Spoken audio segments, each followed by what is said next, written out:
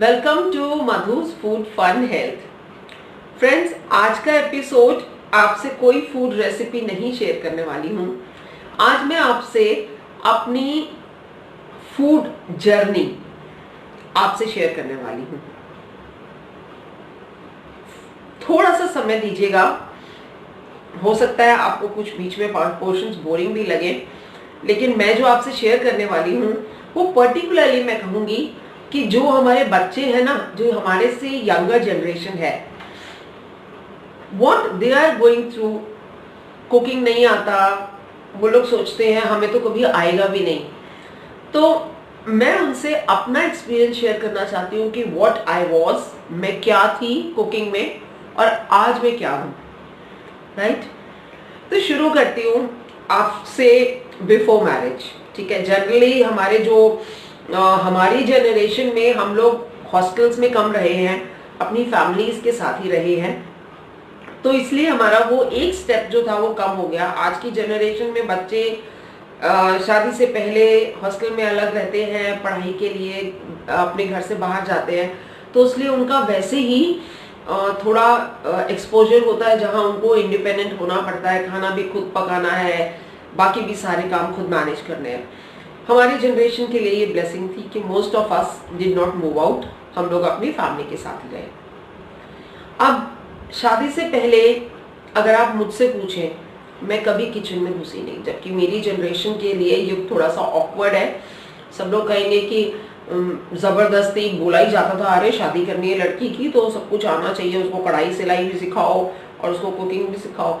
लेकिन मेरा एक्सेप्शन रहा कि I was really a pampered baby, तो इसलिए पर्टिकुलरली मेरे डैडी ने मुझे बहुत पैम्पर किया था, तो वो मुझको किचन में घुसने नहीं देते थे। कभी मम्मी कभी ताना भी मार देती थी ना कि भाई इसको कुछ काम करने दो और घुसने दो किचन के अंदर, तो डैडी नहीं घुसने देते थे। वो कहते थे नहीं, पढ़ाई करो, अपने मस्ती करो, जो करना है करो, लेकिन किचन विचन अभी नहीं, बाद में देखेंगे। एंड इसका रिजल्ट ये हुआ कि शादी के बाद, अब मैं ये क्यों बता रही हूँ आप लोगों को, बच्चों इसलिए बता रही हूँ, पर्टिकुलरली बच्चों को बता रही हूँ, और जो मेरी उम्र के हैं उनके बच्चों के लिए बता रही हूँ। ये एक एक्सपीरियंस है जो मैंने भी लाइफ में शेयर किया है। भाई, जब मैं किचन में कभी घुसी नहीं तो मुझको कुछ आएगा कैसे, और ऐसे लगता था जैसे कि कुकिंग एक रॉकेट साइंस है।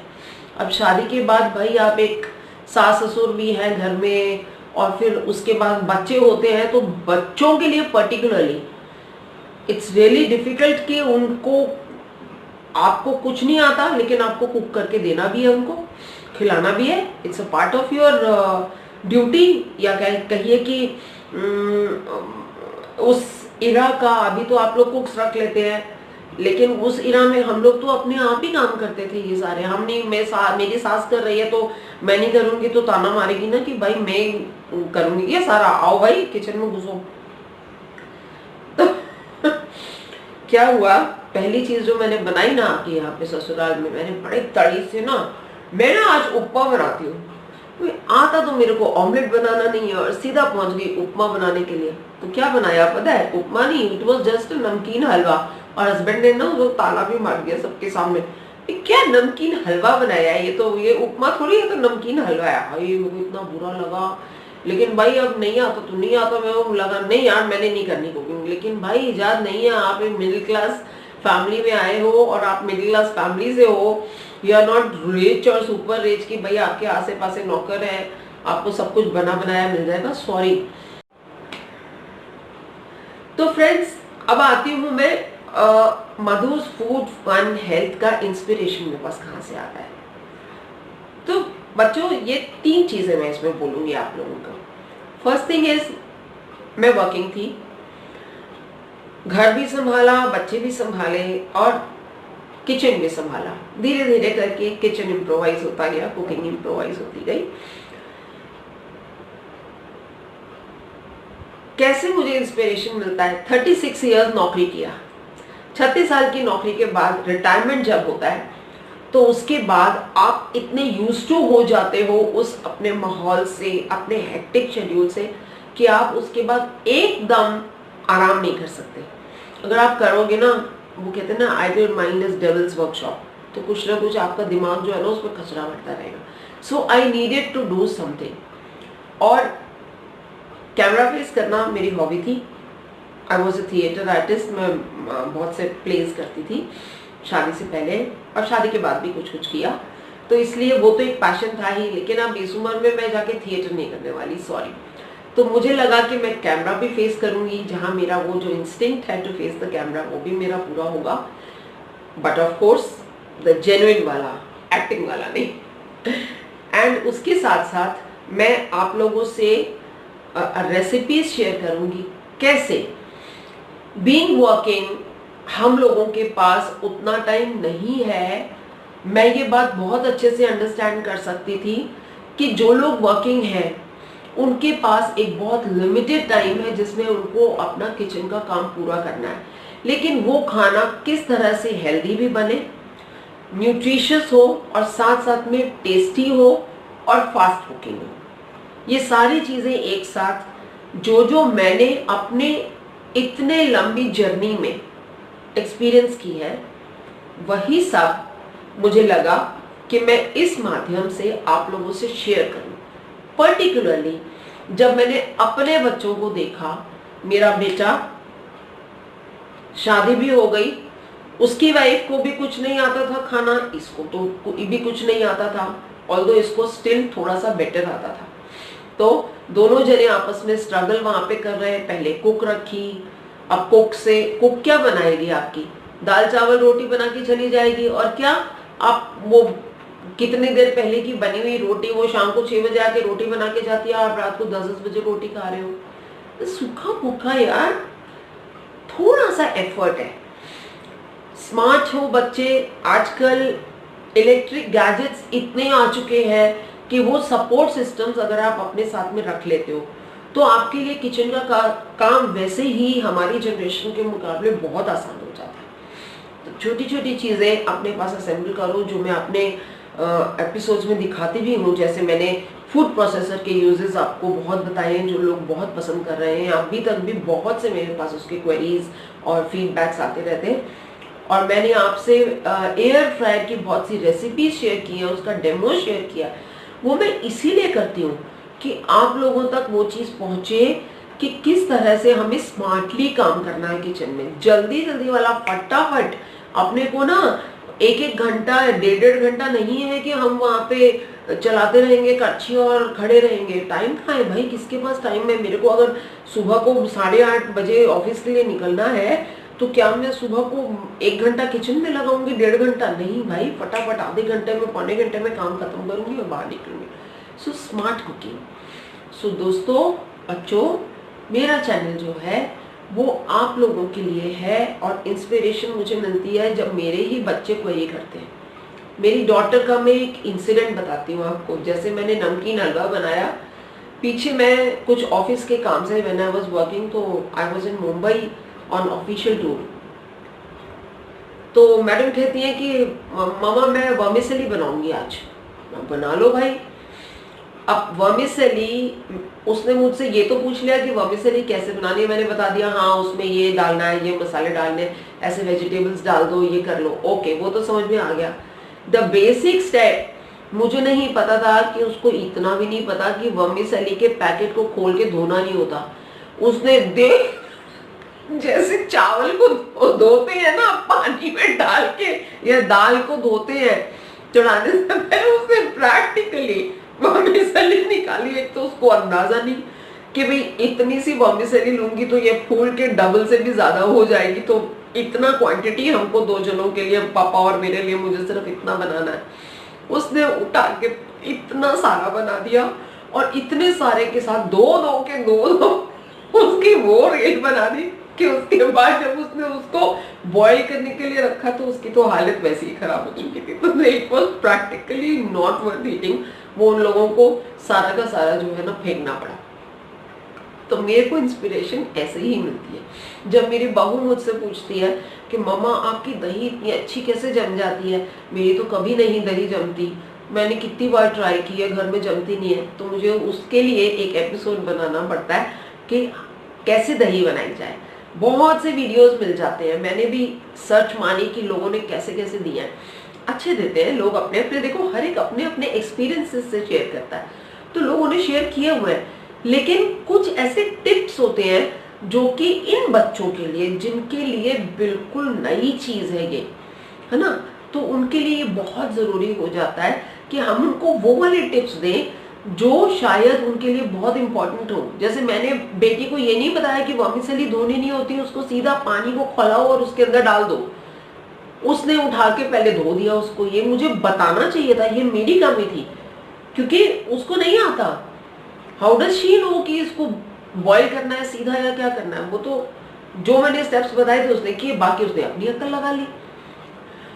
तो बच्चों, मैंने ये सब इसीलिए आप लोगों से शेयर कर रही हूं, कुकिंग को रॉकेट साइंस मत समझना, घबराना मत, अपने हाथ से बनाओ।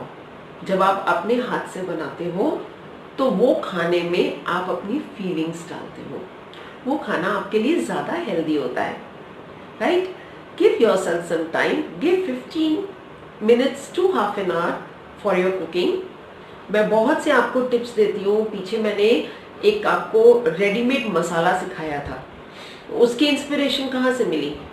अब बहू आई यहाँ पर, उसने बोला मम्मा आज ना मैं बनाती हूँ, गट्टे की सब्जी बनाती हूँ।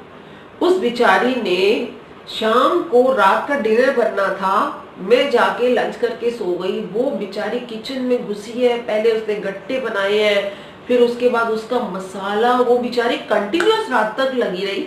और रात को जब रिजल्ट्स आए, बनाया उसने, बेचारी ने मेहनत बहुत करी, लेकिन कमी क्या रह गई कि वो जो मसाला उसने भुना, भुनने में थोड़ा सा कच्चा रह गया। यही काम मेरे बेटे से भी हुआ, जबकि वहां वो अपने प्रोपोर्शंस में सही बनाते हैं, 2 जनों के लिए सही बनाते हैं। यहाँ प्रोपोर्शन भी बड़ा काम करता है ना। अगर आप रेगुलरली 2 जनों के लिए बना रहे हो, तो 2 से अगर 4 जनों के लिए बनाना पड़ जाएगा, तो आपके जो वो पोर्शंस है ना, जो आपकी कैलकुलेशन है, वो सब गड़बड़ हो जाते हैं। तो उसके भी गलत हो गए। अपने घर में इतना अच्छा बनाती थी, और बेटा भी वो चिकन बनाता था अपना मसाला चिकन, उसने बोला मैं आपको बना के खिलाऊंगा। वो मसाला चिकन में प्याज ठीक से भुना नहीं, टमाटर ठीक से भुना नहीं, तो नेट रिजल्ट अच्छा नहीं है। तो अब उसमें मैंने उनको क्या टिप दिया कि ऐसे इंस्पिरेशंस मुझे मिल जाते हैं। फिर मैंने उनको क्या, उनके लिहाज से मैंने एयर फ्रायर का आप लोगों से एक शेयर किया, लिंक दूंगी, आप उसको देख सकते हैं। वो मसाला रेडीमेड मैंने एयर फ्रायर में तरीका बताया कि कैसे इसके अंदर भून लो मसाले को, ऐसे रख दो, वो आप देखना, आपको पता चल जाएगा। और उसके बाद मेरे बहू ने स्पेशली मेरे को कॉल करके, मम्मा थैंक यू सो मच, आपने मेरी लाइफ इतनी आसान कर दी है।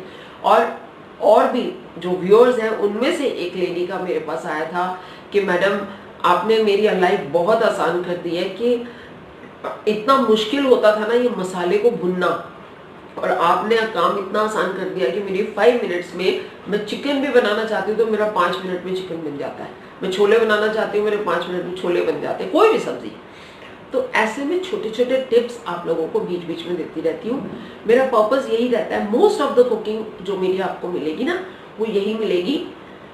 हाँ, कभी कभी वीकेंड स्पेशल्स या कुछ ऐसे जो कभी आपको चटपटा ऐसा भी तो खाने का दिल करता है ना, जिसमें कि थोड़ा सा टाइम ज्यादा लगे, लेकिन वो बहुत कम। उसमें भी मेरे शॉर्टकट्स होते हैं, वो भी मैं आपको बिल्कुल शॉर्टकट्स के साथ देती हूँ, जिसमें कि आपका कम से कम टाइम लगे, कम से कम एफर्ट लगे। एक और चीज बताती हूँ, रसगुल्ला। रसगुल्ला मेरे लिए जो था ना, एक ऐसे लगता था जैसे अजूबा है, किसी ना दूसरे दुनिया की कोई चीज है। Rasgulla, jalebi, you won't imagine, आज की डेट में मैं जो रसगुल्ला और जलेबी बनाती हूँ, और जितने एफर्टलेसली बनाती हूँ, रसगुल्ला पता है कितनी देर में बना लेती हूँ?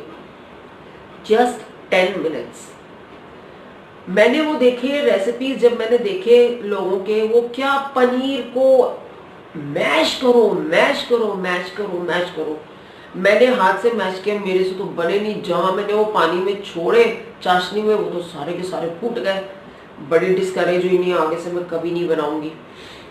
फिर थोड़े दिन बाद लगा, दिमाग लगाया, मैंने कहा यार इसका ये मैश करने का और कोई तरीका नहीं हो सकता, तो मैंने निकाला ना। मैंने क्या किया, मैंने मिक्सी उठाई, उसका वो चटनी जार, उसके अंदर मैंने सूखा पनीर डाला और मिक्सी को शेक कर दिया। आया क्या मक्खन की तरह वो शेक हो गया, जिसको वो 15 मिनट घिसते रहते हैं अपने हाथों से, ऐसे हथेलियों से कि यूं यूं यूं करके घिसो। मैंने उसको 2 मिनट भी नहीं लगे उसके अंदर चर्न किया और ऐसे मक्खन की तरह। और उसके बाद आप मानोगे जितनी देर में, मतलब मैं चाय बनाती हूँ ना, अगर एक तरफ चाय रखी हुई है उससे जल्दी मेरे रसगुल्ले बन जाते हैं। Can you imagine. और रसमलाई, ओ गॉड, अभी मैं आप लोगों से शेयर करूंगी अपनी रसमलाई थोड़े टाइम में, आप देखना। मैंने वो बनाई हुई है, मेरा हाथ नहीं रुकता। मैं भी आप लोगों की तरह ही हूँ। I am not a chef, I am not a super cook, I am anybody next door, but holding an experience of 33 years plus in cooking। एक और रीजन है मेरा इन वीडियोस को बनाने का। जब भी मैं कोई नई चीज ट्राई करती हूँ और वो बहुत अच्छी बन जाती है, वो मेरी रेगुलर रेसिपी तो नहीं है ना, मैं उसको रोज नहीं बनाती। और जिस चीज को आप रोज नहीं बनाते, इट इज क्वाइट लाइकली, मेरी उम्र में तो वैसे ही मैं तो बहुत ही भुलक्कड़ हूँ, तो मैं तो भूल जाऊंगी उसको। अब या तो मैं कहीं डायरी में नोट करके रखूं, अब आजकल डायरी का जमाना है क्या, मधु's फूड फन हेल्थ का यूट्यूब चैनल है मेरा, मैं उठा के उसको लोड कर देती हूँ। अभी बता रही हूँ आप लोगों को, अभी क्या हुआ, होली पे सिंधियों में एक बहुत अच्छे ना घेहर बनते हैं, हम उसको घेहर कहते हैं। मम्मी थी जब तक, तो वो एक हमारे यहाँ दिल्ली में कराची हलवाई थे, कराची हलवाई है, उनसे आते थे। वो ना बड़ी बड़ी जलेबियां होती हैं, it's like jalebi but taste भी उसका जलेबी जैसा ही होता है, लेकिन डिफरेंट, थोड़ा सा टेक्सचर डिफरेंट होता है। तो मम्मी थी लास्ट ईयर तक, शी वॉज अलाइव, तो मेरे घर में वो गियर के डब्बे आ जाते थे। ठीक है, हमारे घर में सब लोग बहुत रिलिश करते हैं, लेकिन अब मुझे लगा, और वैसे भी कोरोना के बाद हम लोग वैसे भी बाहर की मिठाइयाँ खाना बंद ही कर दिए, तो मेरा दिल किया कि यार बना के देखती हूँ घर में। फर्स्ट टाइम ट्राई किया तो ठीक बनी, लेकिन अच्छी नहीं बनी, बहुत अच्छी नहीं बनी। फिर दूसरी बार ट्राई किया थोड़े दिन बाद, तो थोड़ी सी अच्छी बनी, कॉन्फिडेंस आ गया। मैं कहा यार अब तो मैं बना सकती हूँ। मैंने पूरा एपिसोड शूट कर लिया और मैंने अपने तरीके से उसको थोड़ा सा मॉडिफाई करते हुए मैंने वो घेहर बनाए। अरे खाने में इतने टेस्टी थे, जैसे ही हमने उसको चाशनी से निकाला यार, ऐसे हाथ ही नहीं रुक रहा था, बस खाते जाओ खाते जाओ। मैंने प्रैक्टिकली उस एपिसोड को मैंने एडिट करना शुरू कर दिया कि मैं आप लोगों से शेयर करने वाली हूँ, कि भाई आप लोगों तक पहुंचे, ताकि कि कुछ भी नहीं है उसमें। हम जो सोचते हैं कि इतना हाई जलेबी कैसे बनेगी, हाई घेहर कैसे बनेगा, इतना सिंपल तरीका मैंने बनाया था कि आप लोग देखोगे और कहोगे भैया इसको तो मैं अपने आप ही 2 मिनट में घर में बना लूँ। लेकिन हुआ क्या, उसको जैसे ही रखा ना, ताजे ताजे में खाया, क्रिस्पी भी थे, सब कुछ था, लेकिन जैसे ही रखा और से मैंने उसको नेक्स्ट डे खाया तो दे वर ऑल सॉगी। तो मेरी एडिटिंग वहीं रुक गई। मैंने कहा नहीं भाई, अभी कसर है, अभी कुछ तो करना पड़ेगा। फिर मैंने बहुत एक्सप्लोर किया, दिमाग चलाया, क्या इसमें ऐड किया जा सकता है जिससे कि ये क्रिस्पी रहे। और अल्टीमेटली मैं अभी एक पिक कर देती हूँ फोटो, आप सिर्फ फोटो देख लेना, उसकी आपको अंदाजा हो जाएगा। वो घेहर इतना अच्छा बना मेरा, मैं होली के बाद बनाई हूँ, हमारे होली स्पेशल होता है वो, लेकिन मेरे से रहा नहीं गया। मैंने उसको एक बार दोबारा अटेम्प्ट किया और वो इतना अच्छा बना। उसका एक जो दाना होता है ना घर में, वो भी किसी ने नहीं छोड़ा, सबने खा के खत्म किया। It was so tasty and हफ्ते तक उसकी क्रिस्पीनेस, उसकी जूसीनेस कहीं नहीं गई। तो मैं आपसे वो रेसिपी अभी कुछ दिन में शेयर करूंगी। अरे होली आती रहेगी यार, अपने लिए शेयर करना है, मुझे ये देखना है कि मैं याद रखूं उस रेसिपी को, मेरे से भूल ना जाए। अब ये मैं रोज रोज तो जलेबियां और ये सब नहीं बनाऊंगी ना, इतना चाशनी और मीठा खाना अच्छा भी नहीं है रोज, तो कभी कभी खाना है। कभी कभी खाने के लिए अगर मैं साल के लिए रुक गई ना कि मैं आने वाली होली पे आप लोगों से शेयर करूंगी, तो बाई मैं ही भूल जाऊंगी रेसिपी। तो इसलिए I am going to share in some time with you. Rasmalai भी शेयर करूंगी आपसे, रसगुल्ले भी शेयर करूंगी आपसे, ये घेहर जैसे हमारे स्टाइल की जलेबी और सिंपल तरीके से वो भी शेयर करूंगी। तो सबसे बड़ा पर्पस जो मेरा इस YouTube चैनल का है, मम्मी के रहते, जब मम्मी थी, बहुत सी चीज़ें, बहुत सी डेलिकेसीज मम्मी बना के देती थी। जैसे अचार हो गया, खट्टा मीठा अचार हो गया, या बेसन की बर्फी हो गई। ये ऐसी कुछ चीज़ें थी जो मम्मी के हाथ की ही मुझे अच्छी लगती थी, वही बना के देती थी। मैं अभी तक भी नहीं बनाती थी। कतरी हो गई, कतरी मैंने आप लोगों से शेयर की हुई है। ये सब चीज़ें मम्मी बनाया करती थी। जब मम्मी नहीं बनाने की हालत में आ गई, पिछले 2 साल से वो बिल्कुल बेड पे थी, तब जाके कहीं मेरी वो क्रेविंग शुरू हुई कि अब मुझे सीखना चाहिए कि ये कैसे बनाना है। आता था, देखा हुआ था ना, मम्मी बनाती थी, हम देखते तो थे, चाहे हम खड़े होके इंटरेस्ट नहीं लेते थे, लेकिन आते जाते हमारी नज़र पड़ती थी कि मम्मी बना कैसे रही है। तो that was enough for us. तो ये सब चीज़ें कोई सिखाता नहीं है, ये बेसिकली बच्चे को कोई बोलना सिखाता नहीं है। बच्चे को बोलना अपने आसपास के माहौल से ही आ जाता है। जब 4 लोग उसके सामने बैठ के बातें कर रहे होते हैं ना, तो बच्चा अपने आप बोलना सीखता है। तो इसी तरीके से कुकिंग भी है। आपके आसपास का अगर माहौल है ना, आपके साथ में घर में मम्मी या कोई बड़ा आपके घर में बना रहा है, या आपके आसपास में कोई बना रहा है, आपको वहीं से आपको लीड्स मिलती है। और आज की डेट में तो थैंक गॉड यूट्यूब, अरे इतना अच्छा हमको एक जरिया मिला हुआ है, जहां हम यूट्यूब हो गया, इंस्टाग्राम हो गया, फेसबुक हो गया, आप उस पर डालिए, आप लोग भी डालिए। मैं तो कहूँगी बच्चा लोग, आप सब लोग ना, जब आपको टाइम मिले ना, संडे, आज का दिन, एक वीडियो बनाओ और डाल दो। अच्छा, एक चीज और मैं आप लोगों से पूछूंगी, आप लोग मुझे बताना कि क्या आप चाहोगे कि मैं एक एपिसोड बनाऊं जहां मैं आपको सिंपल टर्म्स में ये बताऊं कि एक वीडियो आपको कैसे बनानी है और उसको आपको अपने YouTube चैनल पे कैसे लोड करना है। अगर आप चाहते हो उसमें वो सारी चीज़ें कि एडिट कैसे करना है उसको, क्या आप ये बातें मानोगे कि ये जो मैं आप वीडियोस बनाती हूँ, ऑल्दो मैं हेल्प लेती हूँ, my son helps me out in this, वो मेरे को पूरा एपिसोड को कंपाइल करके और लोड करता है, लेकिन जिस दिन वो बिजी होता है अपने काम में, उस दिन मैं ये खुद कर लेती हूँ। मुझे भी आता है, मैंने ये सीखा है खुद। और कैसे सीखा? ऐसे ही कुछ पूछ के, कुछ नेट से ढूंढ के, गूगल से ढूंढ के। When I can do at the age of 58, आप लोग क्यों नहीं कर सकते भाई? आप लोग तो बहुत अच्छे से कर सकते हो, यंग हो तो आप लोग बनाओ अपने वीडियोस और ऐसे डालो, शेयर करो, दूसरों को भी बताओ। आपको जैसा भी आता है खाना बनाना, मेरे बच्चों ने अभी आए थे पीछे दिवाली पे, मेरे बेटा कितना अच्छा खाना बनाने लगा है, मैं तो हैरान हूँ कि उसने दाबेली सिखाई। मेरे को नहीं आती थी दाबेली बनानी, उसने मुझे सिखाई दाबेली बनानी। तो कितना अच्छा लगता है ऐसे बच्चे, जब बहू ने और बेटी ने मिलके वो पिज्जाज बनाए। आज अब बेटी मेरी बनाती है अपने पिज्जा, उसको इतने अच्छे से आ गए। घर में मैं पिज्जा बेस में घर में बनाती हूँ, मैं मार्केट से लाती नहीं पिज्जा बेस। अरे 3 दिन का रखा हुआ पिज्जा बेस, और कई बार डेट भी उसके ऊपर, वो आपको पता ही है क्या चलता है, आपको पता है कि वो कौन सी डेट का पिज्जा दे रहे हैं आपको। बेस सूखे हुए से आते हैं बिल्कुल ऐसे, जब आप बनाओ तो बेस ऐसे कड़क होके पापड़ हो जाता है।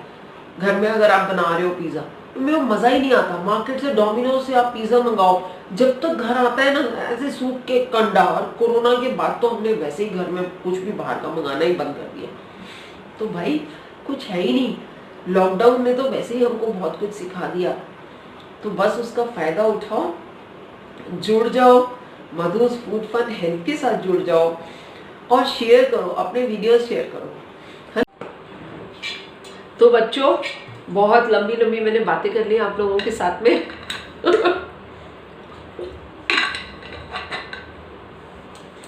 अच्छा लगता है, एक इतनी बड़ी लाइब्रेरी बनाने का दिल है कि जैसे मैं समझती हूँ कि अगर मेरी मम्मी आज जिंदा होती, या वो ऐसी हालत में होती कि, या उनके ज़माने में यूट्यूब होता, तो वो लोगों के हाथ में जो कला थी, हम लोगों के हाथ में तो उसकी आधी भी नहीं है। वो इतना अच्छा खाना बनाती थी। अगर उनके वीडियोस बना के हम लोगों ने यूट्यूब पे डाल दिए होते, तो बाय गॉड बता रही हूँ यार, आज इतनी अच्छी हमारे पास रेसिपीज़ होती ना, इतनी टेस्टी वाली रेसिपीज़ होती। पर चलो, कम से कम वो काम जो अधूरा छूटा था वो हम तो पूरा कर ले। तो मैं तो मेरा पर्पज़ यही है, ठीक है।